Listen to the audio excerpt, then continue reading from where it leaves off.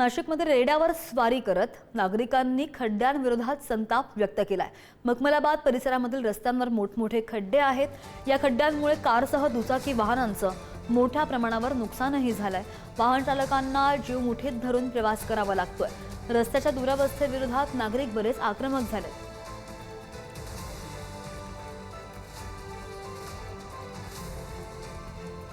ही दृश्य पाहतोय, वाहन चालकांचा जीव मुठीत धरून प्रवास सुरू आहे आणि नाशिकमध्ये एका व्यक्तीने रेड्यावर स्वारी करत अशा आशयाचा संताप व्यक्त केलेला आहे। आणि या संदर्भात आणखी जाणून घेणार आमचे प्रतिनिधी किरण ताजणे आपल्या सोबत आहेत। किरण, मागच्या बऱ्याच महिन्यांपासून खड्ड्यांचा प्रश्न असाच प्रलंबित आहे। बळी गेलेले आहेत, जीव गेलेले आहेत खड्ड्यांमुळे। अजूनही दखल का नाही घेतली जाते या सगळ्याची?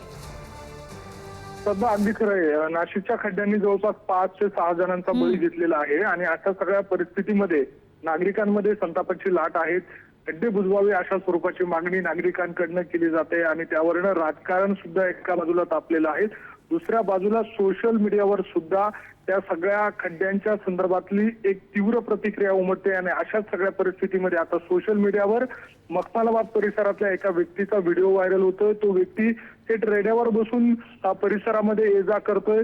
रस्त्यांवर मोठ्या प्रमाणात खड्डे पडलेले आहेत, त्यामुळे एक प्रकारे प्रशासनाचं लक्ष वेधून घेण्याचं काम या व्यक्तीच्या व्हिडिओच्या माध्यमातून केले जात आहे आणि रेड्यावर फिरण्याची वेळ आली आहे असं म्हणत एक प्रकारे हा संदेश देण्याचा देखील प्रयत्न झालेला आहे। त्यामुळे आता या सगळ्या पार्श्वभूमीवर प्रशासनाकडनं एका बाजूला खड्डे बुजवण्यास सुरुवात देखील झालेली आहे। अशा सगळ्या परिस्थितीमध्ये नागरिकांचे वेगवेगळे संतापाचे प्रकार या निमित्तानं आपल्याला पाहायला मिळतात। श्रद्धा, अगदी धन्यवाद किरण, दिलेल्या सगळ्या सविस्तर माहितीसाठी।